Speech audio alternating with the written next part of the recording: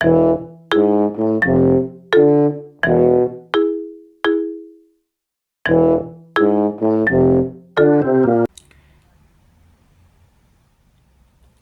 আলাইকুম। ইনশাআল্লাহ সকলে সবাই ভালো আছেন। আলহামদুলিল্লাহ আমিও ভালো আছি। যে যেখান থেকে আমার ভিডিওটি দেখছেন সবাইকে অসংখ্য ধন্যবাদ ও সর্বদি ভালোবাসা রইল। আজকে একটা ইন্টারেস্টিং বিষয় হচ্ছে, আমি আপনাদেরকে বলছিলাম যে এই 2-3 দিন আগে হয়তোবা, যে 2 ব্রিফকেস পাসপোর্ট ভিএফএসগুলো বলে অলরেডি আসছে। সবগুলো হচ্ছে পুরনো পাসপোর্ট। এবং আজকে আমি আবার আরেকটা আপডেট দেখলাম। আপডেট বলতে, এক ভাই আজকে ভিএফএসগুলো বলে জমা দিতে গেছিলো আজকে বা কালকে। তো তিনি একটা পোস্ট করছে, গ্রুপে শেয়ার করছে। সেটা হচ্ছে যে উনি আজকে জমা দিয়ে আসছে এবং উনি দেখছে আরও 3টা ব্রিফকেস লাগেজ পাসপোর্ট আসছে, 3 লাগেজ।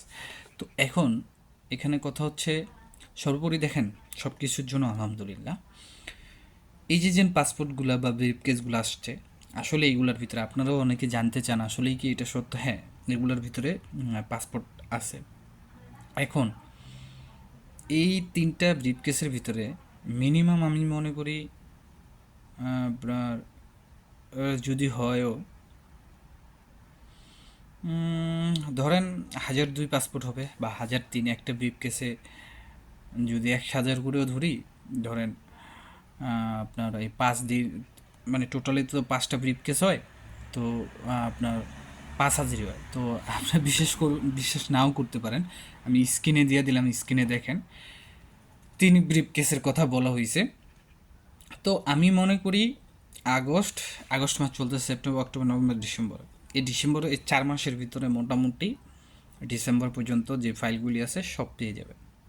এটুক আল্লাহ ভরসা। আমি আমি যতটুকু মনে করতেছি। আর আপনারা যে আন্দোলন করছেন, অনেকেই বলেন যে না, আমি আন্দোলনের বিপক্ষে না। আমি ভিএফএস গ্লোবালের পক্ষে কখনোই ছিলামও না, আর থাকবও না যতদিন পর্যন্ত তারা তাদের সংগঠনকে আপনার সংস্কার না করে। ঠিক আছে, কারণ আমরা সকলেই ভুক্তভোগী সেইখানে। আর আমি মাঝে মাঝে আপনাদের বিরুদ্ধে কথা বলি কেন? আপনারা দেখেন, প্রথম যখন ভিএফএস গ্লোবাল আন্দোলন করা হলো, তখন কিন্তু অ্যাম্বাসিডর নিজে আইসা, যে আপনার যারা আন্দোলন করছিল তাদের ভিতরে কয়েকজনের সাথে তারা কথা বলছে। কিন্তু সেকেন্ড টাইম যখন আন্দোলন করা হলো ইতালি অ্যাম্বাসির সামনে, তখন অ্যাম্বাসিডারের সাথে কিন্তু কথা বলতে চাওয়া হয়েছিল। তারা কোনো টেবিল বৈঠক করতে রাজি হয় নাই। তো এই জন্যই আমি বললাম যে তারা কিন্তু, তাদের কিন্তু আমাদের দেশে অ্যাম্বাসি থাকলে বা না থাকলে যে আহামরি কিছু হয়ে যাবে, এরকমটা কিন্তু তাদের কোনো আসে যায় না। বরঞ্চ যদি এটা চলে যায়, আমাদের জন্য একটা ভালো সুযোগ হাতছাড়া হয়ে যাবে। তো আমি আপনাদেরকে এটাই বলছিলাম যে আন্দোলনটা এইভাবে না, যে ভিসা সহ পাসপোর্ট চাই, আন্দোলনটা এইভাবে না।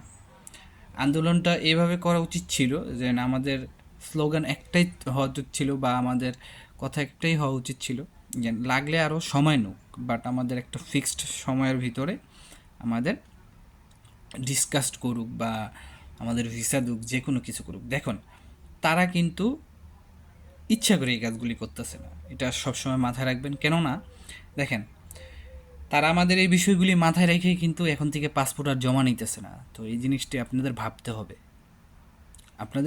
হবে। এখন কেন তারা পাসপোর্ট জমা নিতেছে না, শুধু পাসপোর্টের কপি দিয়ে জমা নিতেছে। আপনি নিজে নিজেই ভাবেন, তাহলে আপনি নিজে নিজেই বুঝতে পারবেন যে আসলে আমরা যতটা ইজি ভাবি ততটা ইজি কিন্তু না। ঠিক আছে।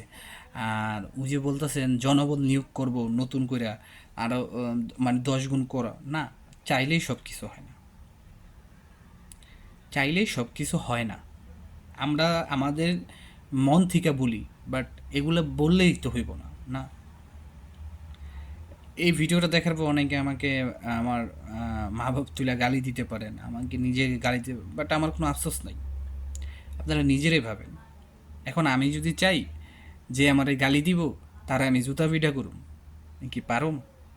সম্ভব? সম্ভব না। আমার চা হইলেই হইব?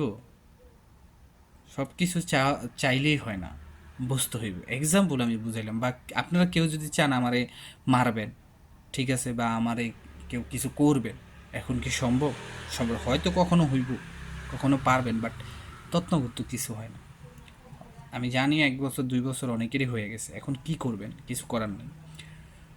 তবে ডিসেম্বর পর্যন্ত আমি মনে করি যে এই আন্দোলনের পরিপ্রেক্ষিতে হয়তো বা একটু কিছু আগাতে পারে, বাট তেমন একটা কিছু উপকার আপনাদেরকে হবে না।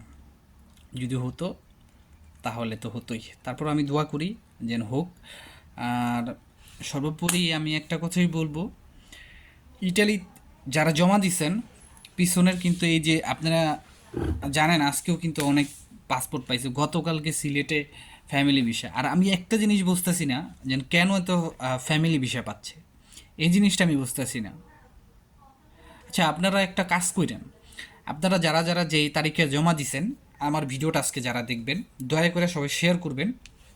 আর আপনি কোন তারিখে জমা দিছেন, কোন সালে, জাস্ট এটুকু একটু একটু বললেন, কারণ আমি দেখি ভিডিও তো প্রায় 4-5 হাজার ভিউ হয়, তো অবশ্যই সবাই এরকম ভুক্তভোগী আছেন বা নতুন কেউ আছেন, যে যেই মেন্টালিটি বা যেই উদ্দেশ্যে আমার ভিডিওটা দেখেন না কেন, সেম কমেন্টটা এখানে কইরা যাবেন। জাস্ট এটা আপনাদের কাছে রিকোয়েস্ট, জাস্ট তাহলে আমি একটু বুঝতে পারবো যে কারা কারা বা কতজন মানুষ আসলেই কীরকম, কারণ আমরা তো মুখে অনেকেই বলতেছি।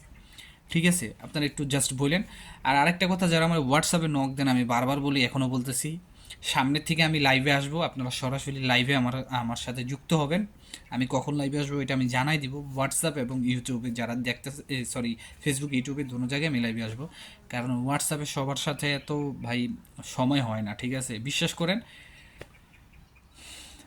রাত 2টা 3টা বাজে ফোন দেয়, রাত 2টা 3টা বাজে মেসেজ দেয় ভাই। আর আমি বলছি মেসেজ দিলেও সমস্যা নেই, কী করব, একটার পর একটা দিতেই থাকবো।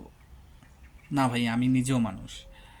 তো আপনারা কেউ টেনশন করেন না, যেহেতু একটু ওয়েট করছেন আর একটু ওয়েট করেন, যেহেতু 5টা ব্রিফকেস, 5টা লাগেজ পাসপোর্ট আইসি, এবার একটু ওয়েট করেন, দেখেন কি হয়। ঠিক আছে, এটুকু আপনাদের কাছে রিকোয়েস্ট। আর যেটা বললাম, শেয়ার করে দিন আর কমেন্টসে জানাই দিবেন কে কবে জমা দিয়েছেন। ঠিক আছে, তো আজকের মতো এখানেই।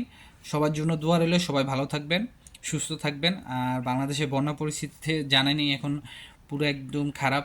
তো আশা করি আমরা সবাই যারা এই দুর্ভোগের ভিতরে আছে সবার পাশে থাকবো। আসসালামু আলাইকুম, আল্লাহ হাফেজ।